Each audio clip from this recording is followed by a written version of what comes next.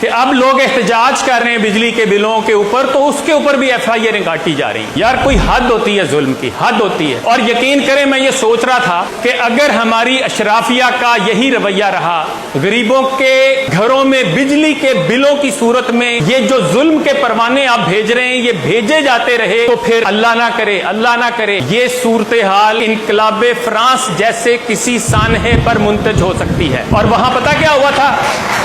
سن لیں ذرا، ول ڈیورنٹ مشہور مورخ اور فلسفی اپنی کتاب ہیروز آف ہسٹری میں لکھتا ہے کہ ملکہ جو فرانس کی تھی، میری اینٹوائنٹ جین، پیرس سے 23 میل دور خوبصورت محل میں وہ رہتی تھی، اور اس نے غریبوں کا مذاق اڑاتے ہوئے طنزیہ ایک جملہ یہ کہا تھا کہ اگر ان کو روٹی نہیں ملتی تو یہ کیک کیوں نہیں کھا لیتے۔ اور اس کے بعد جب ہجوم بفرا تو اس ملکہ اور اس کے شوہر لوئی کو پکڑا گیا، انہی کی گاڑی میں بٹھا کر گلوٹین تک لایا گیا۔ گلوٹین کس کو کہتے ہیں جانتے ہیں؟ وہ جو ایک چھرا آتا ہے اوپر سے چرخیوں پہ گھومتا ہوا اور نیچے آ کے گردن کو کاٹ کے رکھ دیتا ہے، اس کو گلوٹین کہتے ہیں۔ وہاں لایا گیا اور اس کے سامنے اس کے شوہر لوئی کو پہلے اس کا سر تن سے جدا کیا گیا۔ ملکہ کے ساتھ اس کے اس جملے کی وجہ سے اتنا غبار تھا لوگوں کے اندر کہ اس کو مجبور کیا گیا کہ وہ اپنے کپڑے اپنے پہرے داروں کے سامنے تبدیل کرے۔ وہ ماتمی لباس پہننا چاہتی تھی، اسے اس کی اجازت نہیں دی گئی۔ اس کے ہاتھ پیچھے باندھے گئے،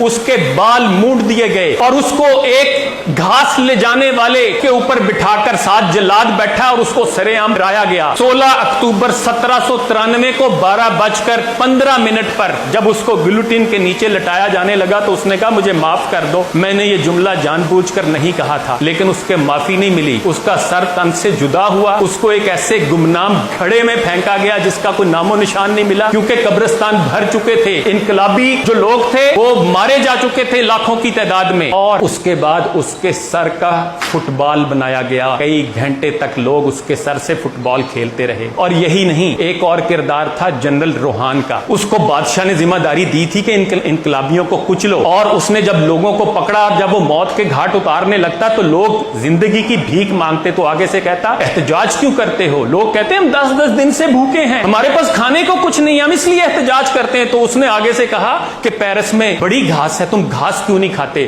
اسی جرنیل کو گلوٹین کے پاس کھڑا کر کے گھاس کھانے پہ مجبور کیا گیا، اور پھر اس کے منہ میں گھاس ٹھونس دی گئی، اور اس کے بعد اس کو گلوٹین پہ لٹا کے اس کا سر بھی تن سے جدا کر دیا گیا۔ میں میسج دیتا ہوں پاکستان کی اشرافیہ کو کہ خدارہ بس کر دیں، خدارہ بس کر دیں، اس عوام کا اتنا امتحان نہ لیں۔